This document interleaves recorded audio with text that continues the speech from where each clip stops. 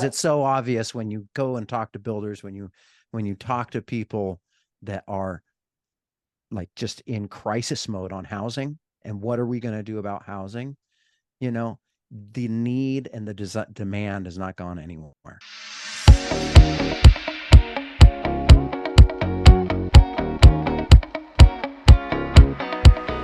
I'm Lindsay Wood, your host of this evening, and we've got a very special guest, my buddy Zack Giffin, in the house, in the tiny house. Yeah. What other house would we be in? Right. I think we saw that in Colorado. That's the one you built, right?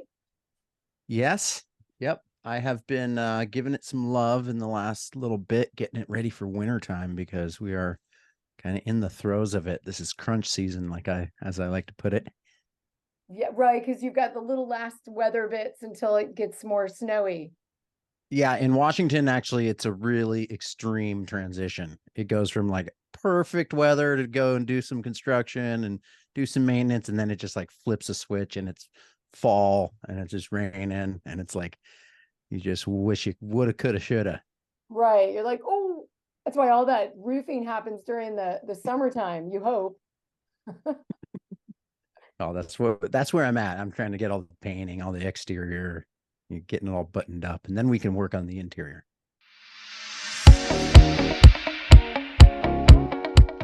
Mac Insurance is the go-to insurance company for the tiny home industry. Their insurance coverage includes personal property and liability, just like a real homeowner's policy would. Whether it's self-built, manufacturer-built, certified, or not certified, Mac Insurance can get you the coverage you're needing. That's why we chose them 4 years ago, and every year we're so grateful that our tiny home is covered by Mac Insurance. They will build a policy that is customized to you and your tiny home lifestyle. Precision Temp on-demand hot water heater. They provide endless hot water. The last thing you want to do is run out of hot water in the middle of that shower or doing dishes. They also are RV certified, which also means mobile certified. So any of that product that they built, they made sure that it's been well tested for vibration.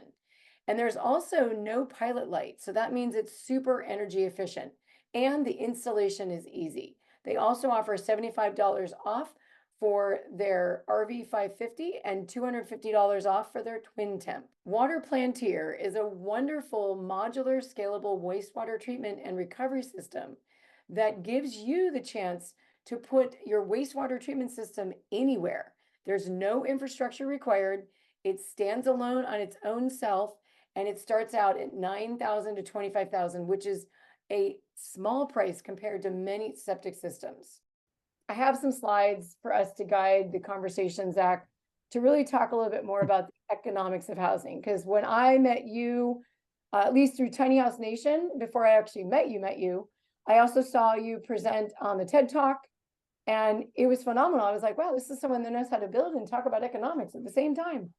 And I think that's what I get from reading your Instagram post and all your social media, and how much of an advocate you are for educating people about the bigger picture about housing.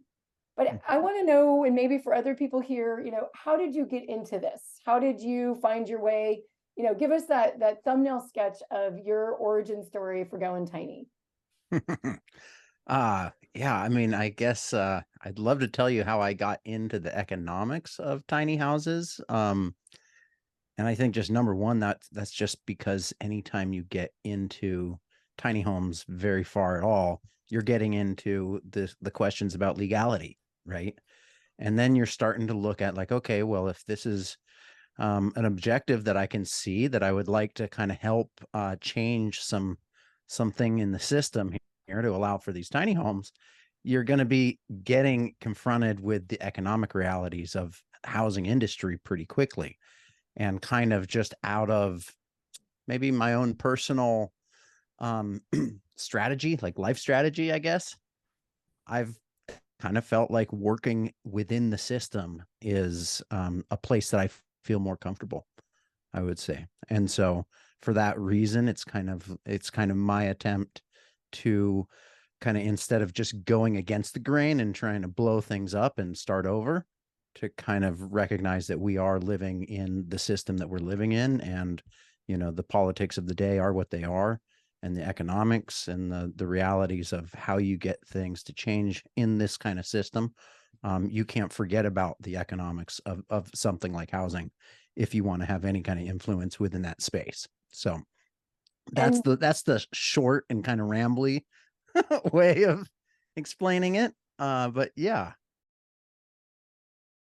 the housing unit starts are these things that kind of economists and people that are looking at kind of real estate values start looking at, because they want to know, projecting out into the future, when these homes come onto the market, what is that going to do to the supply of housing, and how's that going to affect everybody's kind of values. But as you can see, it's directly, tied to people's kind of financial outlook. what is Yep. your thoughts in regards to how the tiny home movement can really play a role in solving this crisis? Well, just from the economics standpoint, is that, we're dealing with housing prices based off of supply and demand. And one of the big things that any economist will point to is this kind of gap between the housing that we need and what we're actually constructing. And they kind of usually throw a number like, 4 or 5 million national homes is what our deficiency is. And so obviously finding a way where we can start creating housing, whether that's big homes or small homes, to kind of address that shortage is what economists are pointing to, and it needs to happen, right? And obviously tiny homes, because of their size, I think this is something that's very unique, is that they can fit into places that large homes can't. Right. Because the reality is one of the things that curtails the supply of homes is that we don't necessarily have unlimited space to build them. It's not just a kind of a matter of kind of saying, okay, it costs this much. It's like in a lot of places we've kind of built out those spaces, and we have protections around cities, which are green zones. But for whatever reason, we have limited the supply of land that we're allowed to build homes on. And so tiny homes are very unique in the fact that they can effectively go into a place that's already been built out and create more housing within that space.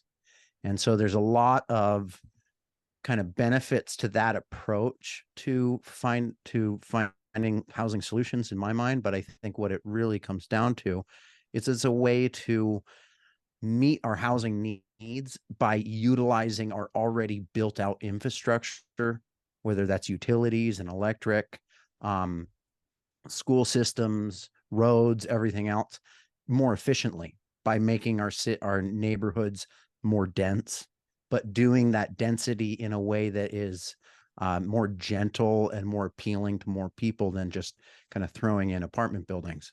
And so the tiny homes also, and where this is kind of jumping ahead in things, but you're also doing it in a different method than you would be with an apartment building or a larger housing construction development, because you're kind of spreading all the homes out throughout the neighborhood, which in itself has a lot of different benefits for society, in my opinion. And I have taken a deep look, even at my own life, when Eric and I wanted to go tiny. Eric's my husband, he's over there. When we wanted to go tiny, we wanted to travel. So we were at the Yeah. point where we were ready to, head off on the road. So buying a home on wheels was already very clear for us. For some people, that clarity gets a little bit muddied a bit based on what they want to do. I mean, if you're going to travel, which is not many of us. I mean, you traveled because you were a skier, right? You wanted to go Mhm. find the pow pow. Well, and I think that this is it brings back to one of the other key elements of what motivates for people for living tiny, is that a lot of people are living in places where it's they're not grounded the same way that everyone is, right? And people want to intentionally live with a lot of access to kind of just picking up and going whenever they want, to take up opportunities when they arrive, to kind of have some adventures. And so people don't necessarily want to be kind of so grounded to one place.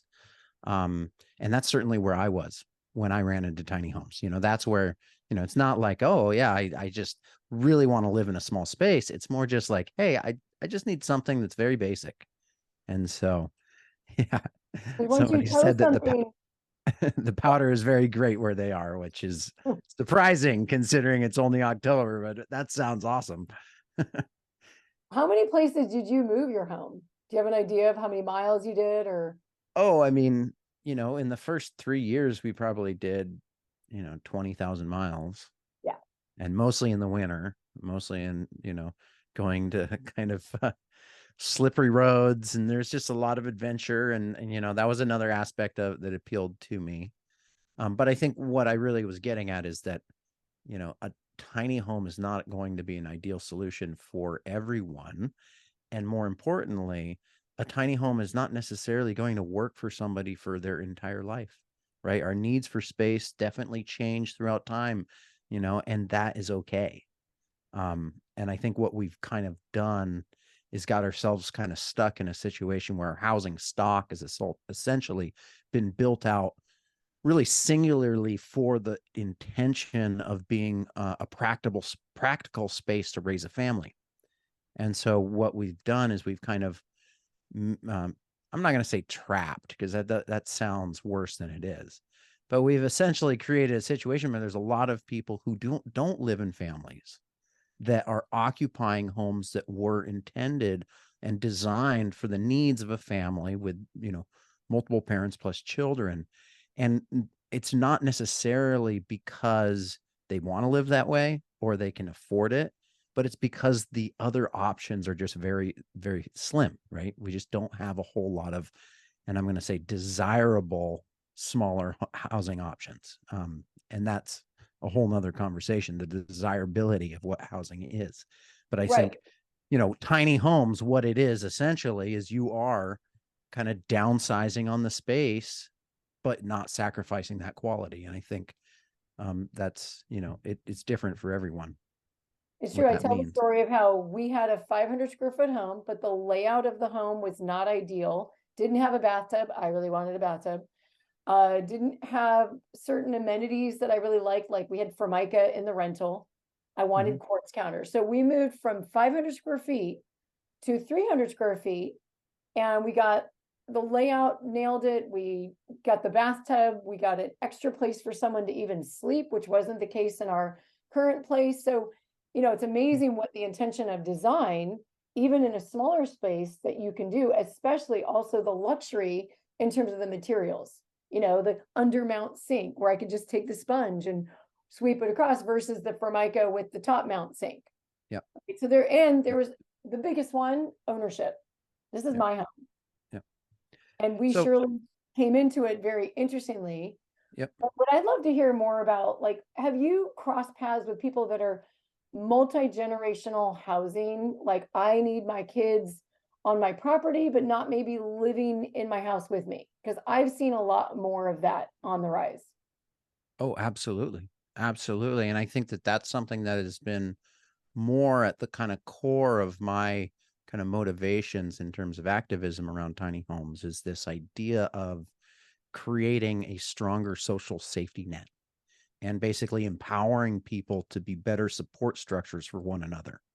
And because, this is kind of ties back into the economics of this, which is if you had another graph, I would recommend the one where it just kind of shows people's wages and incomes in comparison with our housing costs. And that's not just in terms of the home prices, but also rents, because we're in this situation where it's just, you know, I think you talk a lot about your home and the luxury of it, and that is a huge piece of the motivation of tiny homes, right? Is this kind of trade-off. But I think that there's a little bit of a disproportionate, well, I don't know.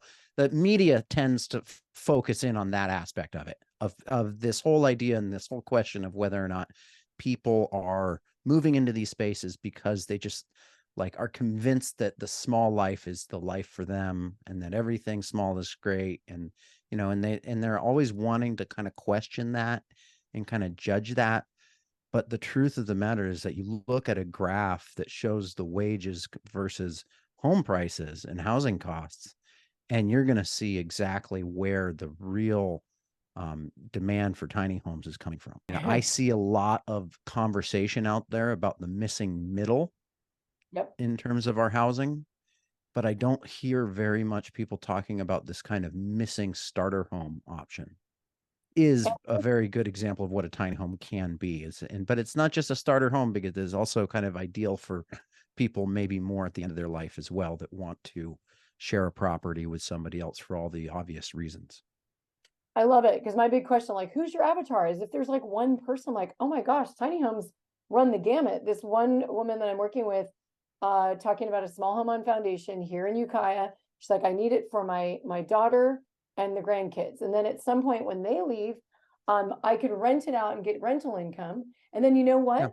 One day I'm going to move into it and then I'll rent my bigger house. So that one home became like three different opportunities. And we hadn't even talked about Airbnb or short-term rental, like, or Yeah. something else that it could be, could happen to it. But at least that home and then that configuration could be used in three different ways, where currently the only way right now is have the kids come back in the home with her.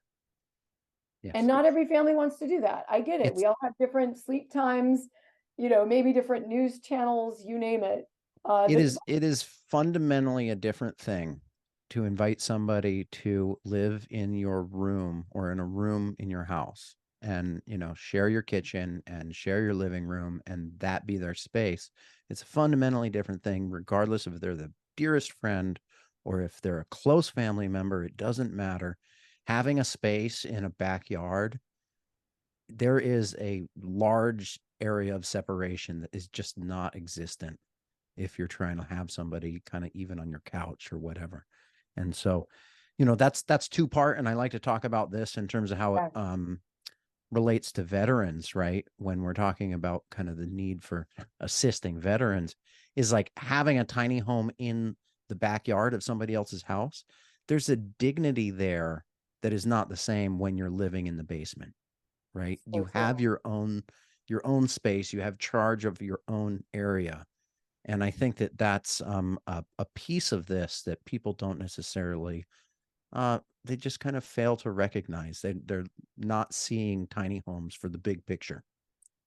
And I And think I sometimes love this slide that you have I here. know. I think this is a great way to kind of segue into what you're trying to go to. Yeah.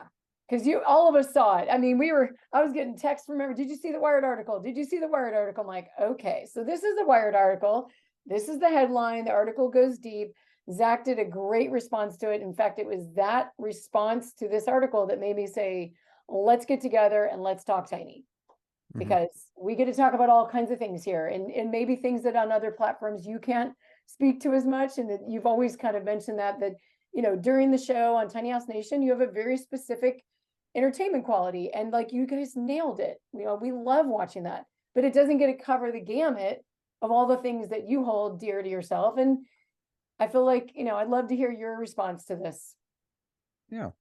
Well, thanks. I mean, I hear that loud and clear. And the Tiny Home Show, Tiny House Nation, we did a great job of kind of inspiring a fair amount of people to just start looking at tiny homes.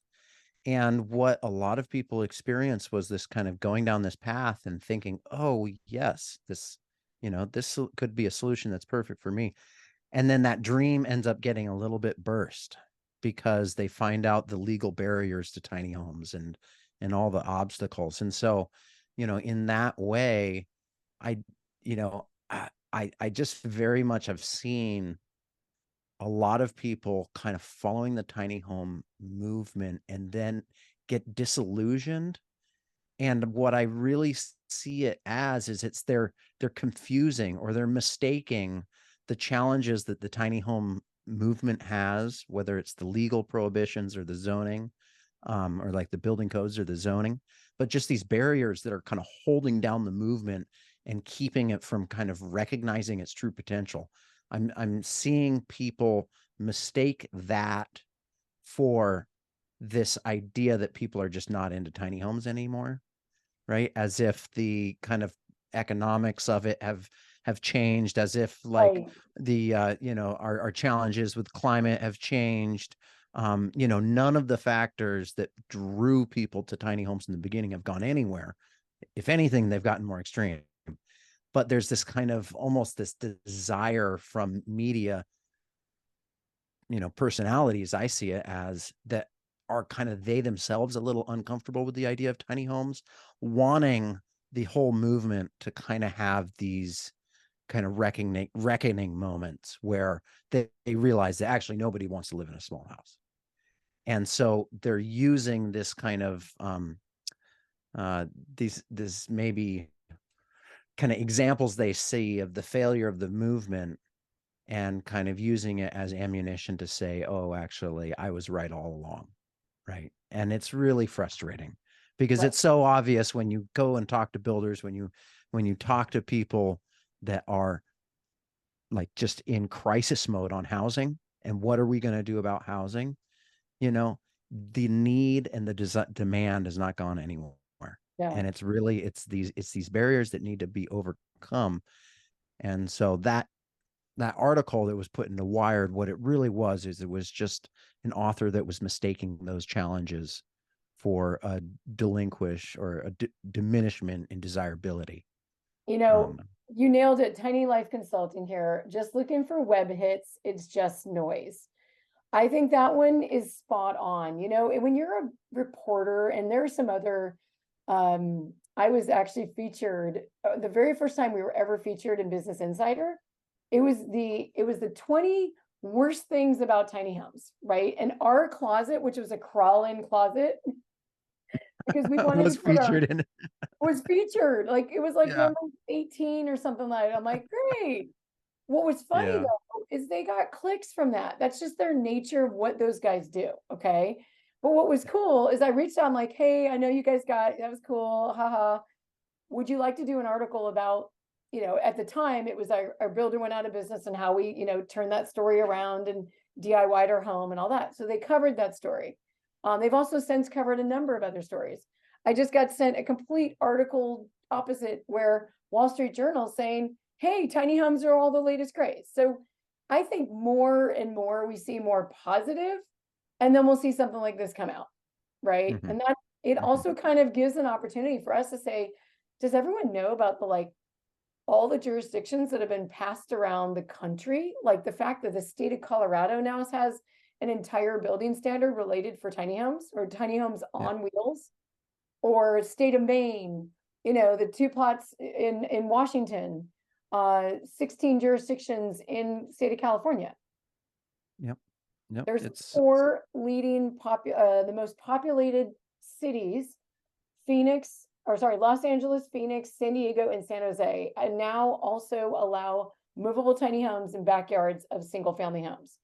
But the thing is our wonderful volunteer run organization doesn't have big media budgets to say, hey, we've got these four cities and many more than that have already been passed. So it is about us coming out and saying, please, everyone, take the information you've learned here tonight and share it in your networks.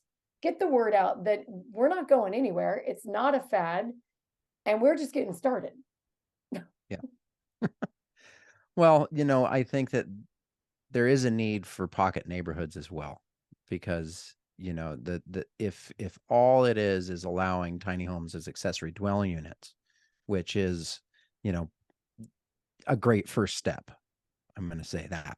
But a lot of the cities that you've kind of mentioned, they are cities uh, that are only allowing them as accessory dwelling units. And accessory dwelling units have a lot of challenges anyways. There's a fair big gap between the dreams that advocates have for accessory dwelling units and the actual realities when you start to track um, the statistics in the cities that pass laws that allow for accessory dwelling units. And that's one of the reasons also that, when I look into that, that also reaffirms my kind of passion, not just for tiny homes, but for tiny homes on wheels, for movable tiny homes, right? Is because the challenges, many of the challenges that the ADUs face are really just because they're expensive. And the big one that keeps them from becoming like more prolific on the rental market and affecting the housing affordability in an area is that a lot of the homeowners that kind of have that financial incentive to share their space the people that are kind of like, yeah, where having that rent would really mean a big deal to them, they can't afford to go and build an accessory dwelling unit in their backyard. So it's kind of an option that doesn't necessarily affect the lives of people on the lower end of the economic spectrum, but is a great thing if you're already an affluent property owner that can afford your mortgage and then have extra so that you can build out a cottage in your backyard. But what ends up happening is many of the people that have the kind of financial capacity to do it and go through with it, they just don't end up putting that unit on the rental market because they lack that financial incentive. And so that is one of the, I think, the keys to helping people who are housing advocates that are looking at affordable, like accessory dwelling units, for all these really amazing potentials that they offer. I'm a really big fan and advocate of accessory dwelling units, regardless Yeah, of, it's part of the solution. It's one part of the solution, yeah. especially for the families. Like our backyard in my parents' house, what we've learned is we have a sizable lot. It's 12,000 square feet here. Brother lives in the ADU, which is already it's an R1 zoning. That means one single family home is allowed on the property. So his unit's already the ADU. But we have this Mm-hmm. interesting thing called SB9, Senate Bill 9, in the state of California, and I know Oregon has it as well. I'm not sure about Washington, where they essentially took the zoning of R1, which you talk Mm-hmm. a lot about. This single family zoning is a big disparaging thing to our culture, and it actually has roots back to Berkeley and in the 30s and racism and all that kind of stuff. There's the cliff notes of that one. And we want to put an ADU in the backyard. Well, it's not going to work because there already is one, and they won't let us do Mm-hmm. more than one. Unlike San Diego lets you do more than one if you have Yep. the land. I So was going we to say have, Washington just passed a big state bill that's a missing middle bill. And then there was also an accessory dwelling unit law. And yeah, they are allowing 2 accessory dwelling units. And yeah, like the ordinance that was in Port Townsend was like, as long as you don't cover a certain percentage of the property, you can just kind of keep going. And they even allow kind of what I call satellite bedrooms or set, um, not necessarily tiny houses, but kind of satellite tiny structures, I'm going to call them. So it's just a right, tiny house without bathroom, without a kitchen, right? Which essentially operates as like another bedroom for the larger home. You're still using all the amenities. And to me, I'm like, yes, these are all options. These are all rungs on the housing ladder that empower people to support one another, to kind of utilize their property, help us, you know, let's solve the housing needs without expanding the sprawl of our human footprint at a right, time when it's so obvious that we need to, you know, get our transportation impacts under control. And the demand for walkable neighborhoods has never been higher, these kind of things.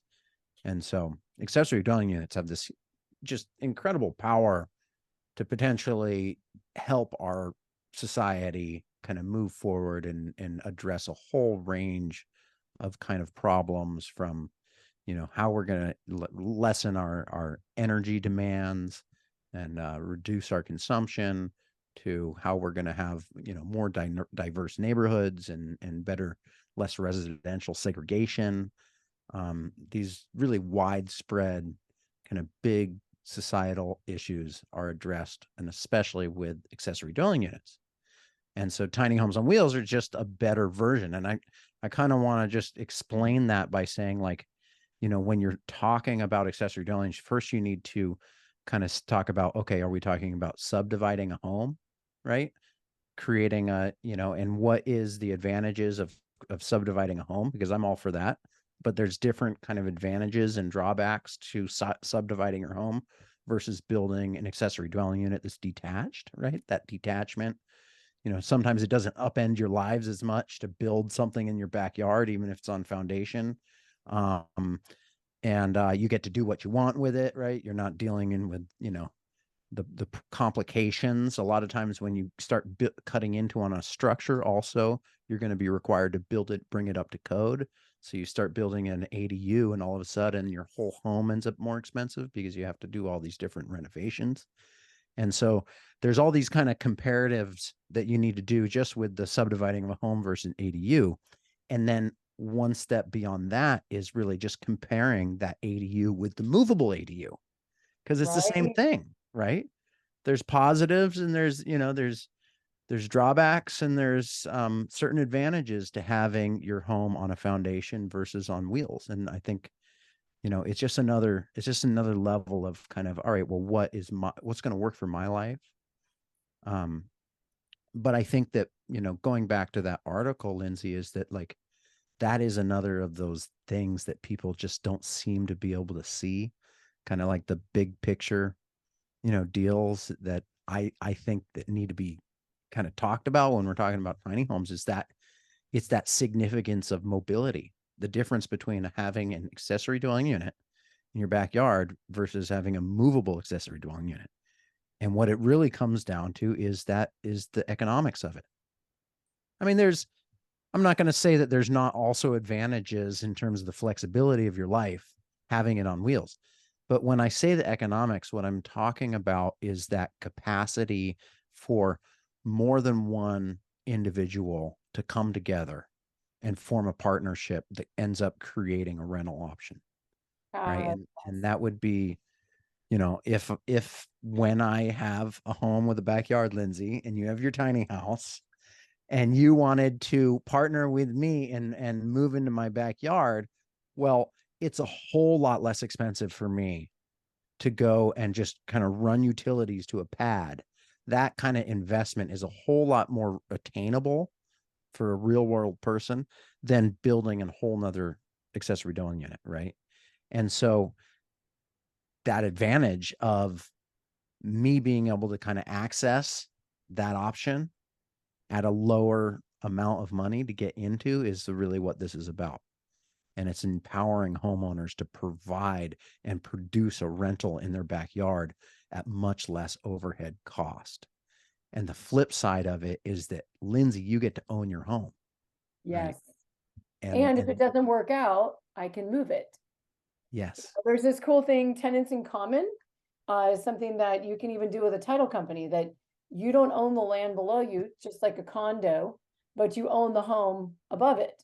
Well, when it's on wheels, it can move. Like if it doesn't work out.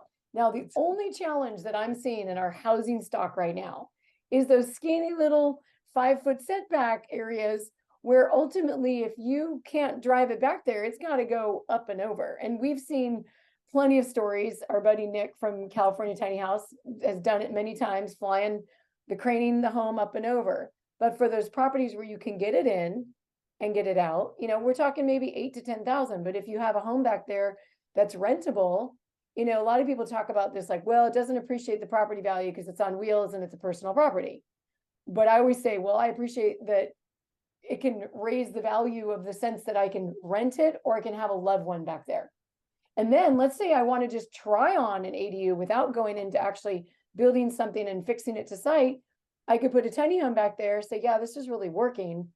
And then maybe I do want to swap it out. Well, then that one can leave and this other one that can be built on foundation. So that flexible mindset of what's possible can really be started with the home on wheels. Well, and like I said, it goes back to, they both have different unique advantages, right? A home on a foundation, one of the advantages is that it's going to add more property value to the property, right? For some people, that's not actually what they want. Some Right. people don't want the added taxes that are going to come with higher property value, right? And so, just running, the utilities to a backyard, it might not increase the property value all that much, but functionally it really does, because the rent that you can get from renting out that space can go down to paying out your monthly payment on your home. And so For for a lot sure. of people that, especially older Americans living on a fixed income, that's a really, really desirable option for people. And what it really can mean for people is staying in their home longer. New Earth Development is a regenerative development company that builds self sustaining, zero waste, net positive energy, carbon sequestering, eco homes and communities. There's so many people out there that want to develop community, but they need the capital and the know how. how to develop pro formas, how to attract investors, and New Earth Development and its masterclass is a wonderful partnership. Prefab Innovations, modular homes for California. These modular homes are built in a factory, beautiful, high quality, built with SIP panels to meet that California building code. Also to meet Title 24. There is over 16 models starting at the 288 square feet with prices starting at $79,900. They also offer turnkey services that provide not only the build of the home, but also the development of the property. Typically, development costs anywhere from $20,000 to $30,000 for an accessory dwelling unit. I want to share a big thank you to the nonprofit beneficiaries of this YouTube channel. The Tiny Home Industry Association, also known as THEA, is all about legalizing and creating standards for movable tiny homes across the United States. There's the American Tiny House Association with the Go Tiny California campaign, and we are guiding homeowners in California on the options available to them for both the modular and movable homes. Using the Go Tiny Academy, your guide to a successful tiny home journey. Offering 6 comprehensive training modules, you can unlock the secrets of the 3 pillars to going tiny, where you can learn about the land, master those building standards and zoning laws that are quite complex, delve into the finance, define your budget, and explore financing options should you need them. Discover the art of the build. Finding your ideal builder that is tailored to your location, design, budget, and financing needs is super important. You can enjoy 2 years of access to these invaluable modules and receive a complimentary 1-year membership to the Tiny Home Industry Association. Transform your dreams into reality and sign up at the Go Tiny Academy. Another big part of this, which I know you're a big proponent for, is the environmental footprint. Let's talk about that for a moment. There you are, and what is your square foot that you're in right now? This is like 100 and not even 20. And so you've had that home in deep winter and probably warm weather, but probably more deep winter. What would you say? Has you use a stove, right? To do a my God, wood stove. Yep, I have a wood stove in here, and it's pretty much my only heat source. And I do, when I'm plugged in, I have another little electric heater that I can turn on. And so, really when I'm using the home most of the time, and most of the time I was living in it, I wasn't really plugged in all that often. So it was mostly my wood stove. But yeah, the point is that a smaller space just requires less energy to heat and cool it. And that's one of the big kind of areas that we need to work when we're moving in the direction of legality, is making sure that those kind of understandings are considered when we're being imposed energy requirements on tiny homes. And so that's a big piece of my work, I would say, is being on the lookout for that and seeing what we can do. Because I won't go too much into the weeds on this, but what I really see it is right now is that there's 3 ways to kind of create a more energy efficient structure. And currently our building codes are really only looking at 2 of those, right? There's the thermal envelope, like how well you insulate the space. That's the big one that they look at. But then there's also now the heat source, because if you have like a heat pump, you're going to be able to heat and cool a larger space with the same amount of energy as if you were using other conventional forms of heating. And so, heat pumps are also rewarded. So it's about like the thermal envelope and then your heat source. And then there's this whole other area to efficiency that's not considered really at all. And that's the size of the space. And it's just not even really included in anywhere within the codes. And, what it kind of comes down to is that, to me, if somebody is living and their energy bill is $30 a month, that's probably pretty reasonable for most people's life. And it's also a reasonable amount of energy kind of that we as society should expect for somebody to have for their, to heat and cool their life. Right. And so if your energy consumption is under a certain amount, like, per month, I really see it as an infringement on your rights as a human being for the government to then come and tell you that your home needs to be more expensive because you need to have a greater efficiency, right? As if you're not already doing your part simply by having a small home. And so, the real answer is kind of tying in to the calculation the size of a space. And so hopefully we can get that done. And just so everyone knows here, we are on the cusp of a really big breakthrough with the International Code Council working with the Tiny Home Industry Association, which is an amazing partnership because the International Code Council has been around for a very long time. They manage what we know is the International Residential Code, that which is responsible for pretty much every state in the nation except for Wisconsin has adopted that code. And then in places like California, Colorado, I don't know about Washington, they adopt that code and then add more to it.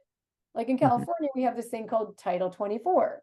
So what Zach's talking about, we, the tiny home movement with a 300 square foot home, should not be beholden to the same requirements that a 3,000 square foot home has to be beholden to because we already are in such a smaller space. So there's a committee we've already passed the submissions for everyone to submit themselves to apply to be part of this committee. I put myself on that list. So we'll see what happens. And then that committee will get together and really discuss how these tiny homes, should be treated.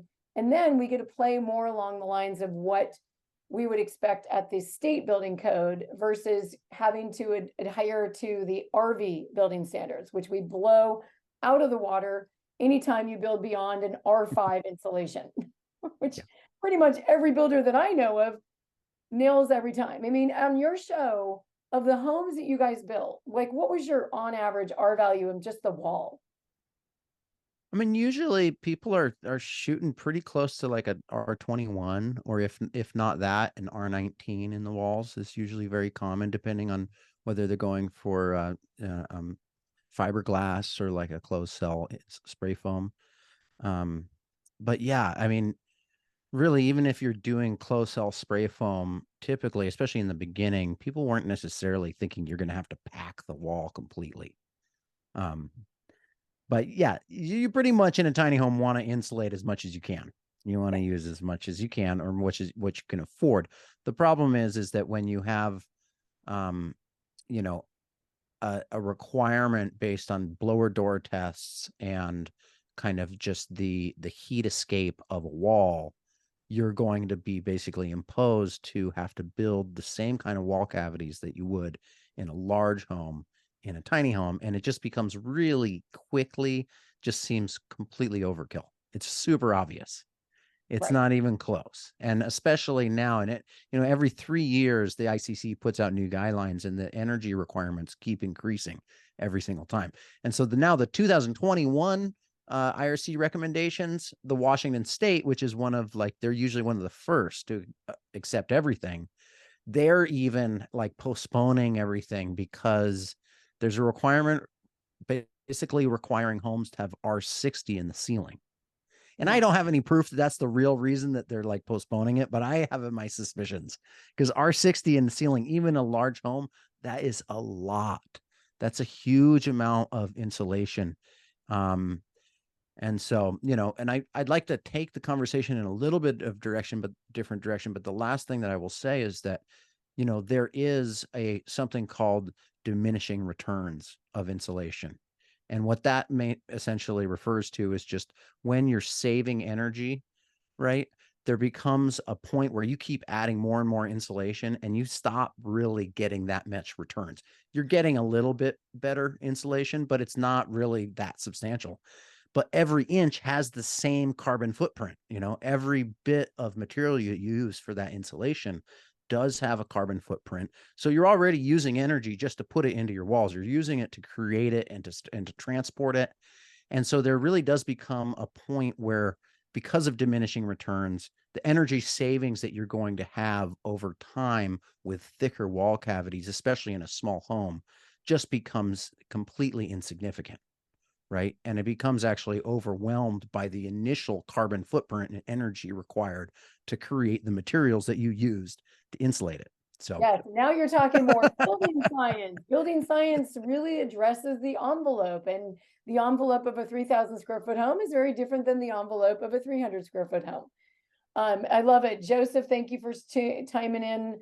There was a question earlier from my friend Gwen in Michigan. What is the better insulation? I get it. For people that are living in those, we were in Arizona, it was hot. I was like, I wish I had better insulation. However, I also have big kind of comment on the windows. We are a big lover of windows in tiny homes. And sometimes I see these really big windows taking over an entire wall. And I was like, ooh, that's a lot of heat loss or mhm. heat gain, depending on which climate you're in. And you better have really good window coverings in those kind of climates. I'm just curious what your thoughts are about quality of insulation or types, and then the window application. Mhm. I have my personal preference. I mean, I think, obviously anything synthetic, I'm going to choose something that's natural if I can. And so, you have some choices there. You have wool, you have denim, you have uh, even hemp now. There's actually a way cool insulation that's coming from hemp. So, that's going to be, but they're not going to have the same R values as your closed cell spray foam. So any kind of closed cell spray foam is going to be your highest level insulation. Um, What do you think except about for split panels with tiny homes? You've seen some of that. SIPS panels. Split panels, yeah. Well, SIPS panels are great. Just in terms of structure, what it is typically spray foam. So it's open or closed cell spray foam inside a wall structure that's um, pre-manufactured and then just installed in place. And yeah, doing walls with less structure, basically less framing inside your wall is one of your best ways to get a higher insulated wall, right? Because the structure creates thermal bridging. So, Right. having a more wood in your wall is actually working against your goals of energy efficiency. And so doing your framing plan and working with an engineer to kind of limit the amount of wood you have isn't just a good idea in terms of saving cost on the structure, but it's also going to help you have a more energy efficient wall cavity anyways. Um, but I will say something just in general in terms of tiny homes and how they relate to the environment, because I feel that far too much of the conversation is focused on the size of them and the energy that is used for heating and cooling them. I think what's much more significant about tiny homes is the fact that they are small, the fact that they are portable, that they're flexible, so it creates all these other kind of advantages. What it does is it enables us to kind of create more dense cities Mhm. in a more harmonious capacity, and it enables us to address our housing needs by using our existing infrastructure more efficiently. And know I said that earlier, but I just feel like that's worth repeating because it's more significant, I think, for us as a society to figure out how we can design our cities so that we have to drive less, so that Mhm. we can work closer to our homes, right? To basically redesign our cities with the idea of efficiency in mind. And so what that means is that the potential of tiny homes to impact our goals for environment and for energy really, I think, is just as significant in terms of enabling us to kind of rethink how we're building and designing our cities as it is just people living in small spaces.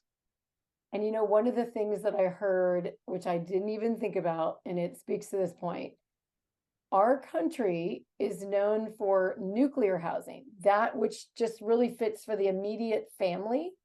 Whereas other cultures are more like multi-generational. I'm living in my grandpa's house that built, just think of like Italy or parts of Europe, and like it's not like they have massive landmass to just sprawl on, but they've Yeah. still been able to like retain, families generational living in houses and oftentimes families together.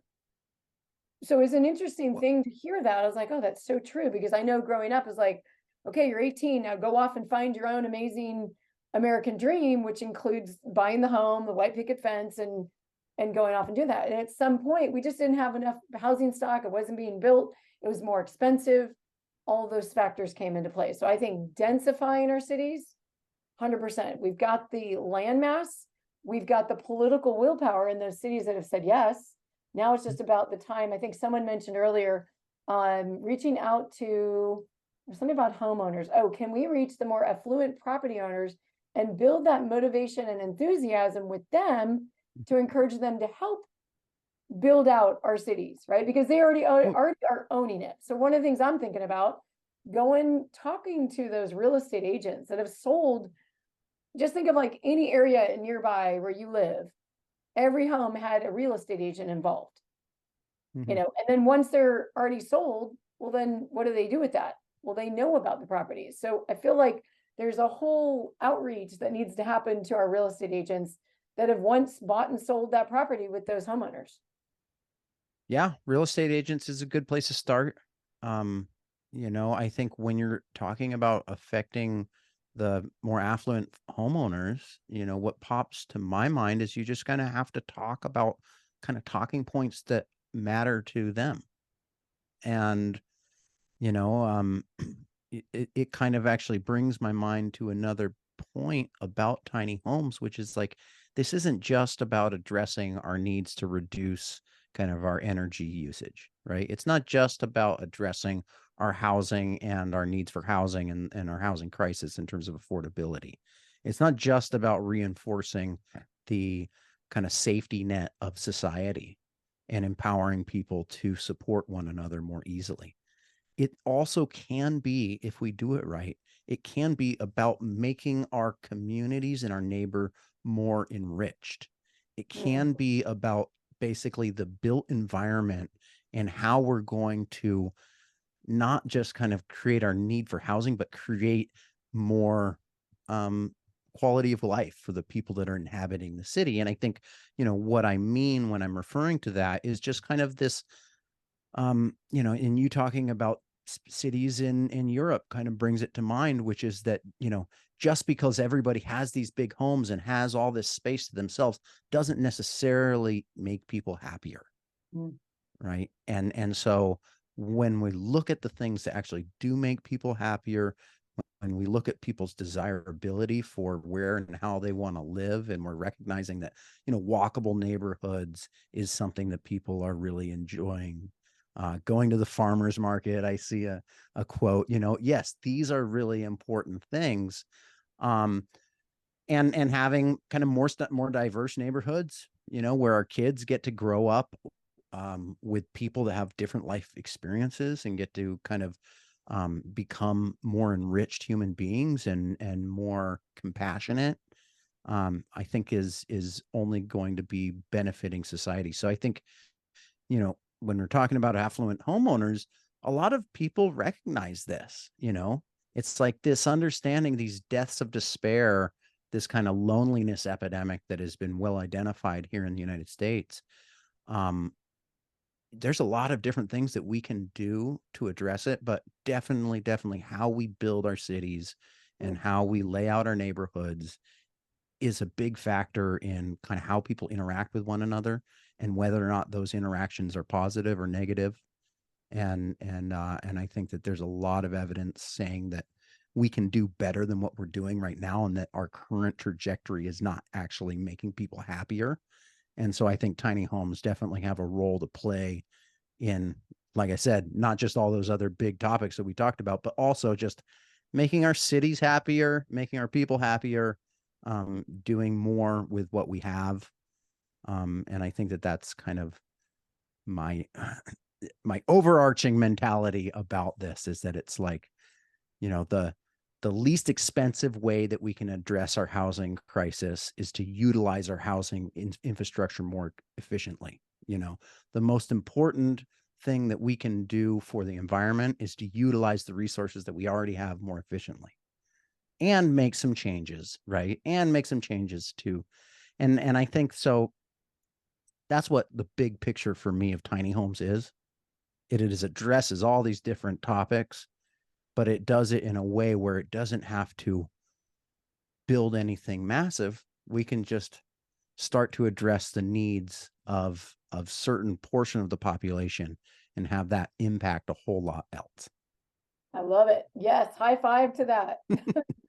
So in this last moment, I just thank you so much for taking your time. You're a busy carpenter, husband, father of this adorable pup called Jojo, who I'm so inspired that he like crawled up that mountain behind you, that you were on this amazing photo shoot with your recent. You guys go check out his Instagram channel to see amazing shots of Zack. But the thing that I was recently featured on is your latest and greatest adventure with John Weisbarth and you with Tiny House Tales. So for a lot of Yeah, people in the chat wanting more of Zack and finding out, obviously we'd love the show to come back. But I am putting in the chat all the ways that people can watch or listen to your show on Apple, on Google, on Spotify. Click there, follow those guys. One of my episodes is on there where we talk about, all things about tiny homes, and that way you get more of Zack and John talking tiny. So has it been a fun adventure with you guys in the podcast? totally. Totally. It's been, it's just surprising. It was kind of intimidating in the beginning and then, feeling like, oh, actually I think what it took is like listening to an episode and being kind of like, actually, that was kind of entertaining. And like, I was like, oh, it's better than like, they must have edited some weird stuff out because I thought I messed up all over the place. But no, I mean, John is a total pro. The topic to me is endlessly intriguing. There is no shortage of different kind of aspects and directions that we can't take the conversations starting from tiny homes. And so it never gets boring. And there's all sorts of amazing people out there in the tiny home world, like you, Lindsay, that we get to invite onto the show and learn from. And, I think, yeah, I think John and I both feel like we've learned quite a bit, even just, after the first season, just kind of getting into the weeds with people. Well, because you guys have your show and a lot of people watch it, and then you get to explore topics that you couldn't necessarily talk about in the show. And of course, with experts coming on your scene, then you guys get to explore all ranges of topics. So I highly recommend listening, make it your daily, weekly listen on the podcast, put it in the car on the way to work, whatever you want to do. We've got a big drive heading for us to go down to Arizona to pick up our tiny home, which will get new siding on it. The saga of the Sierra has been hilarious. So thank you so much, Zack, for all of your work. Big shout out to Alex and JoJo and your family. I love seeing how much you bring your family out onto the scene and your greater family of all the work you've done for veterans out there in this country. Well, appreciate everything, Lindsay, that you do as well. And yeah, it's fun. I will Cool. talk to you anytime you want to. Awesome, you guys. All right. There was a lot of questions still in the chat. We'll be having this on the replay, and feel free to tune into that Tiny House Tales podcast with Zack and John. Thank you so much, Zack. Have a great day. Thanks, everyone. Have a good night. Thank you so much for watching the Tiny Home Lady Show. Now, if you're looking for more support on your tiny home journey, be sure to schedule your 15-minute tiny home discovery call with me, the Tiny Home Lady. I'm looking forward to hearing more about your tiny home dreams. Let's talk tiny.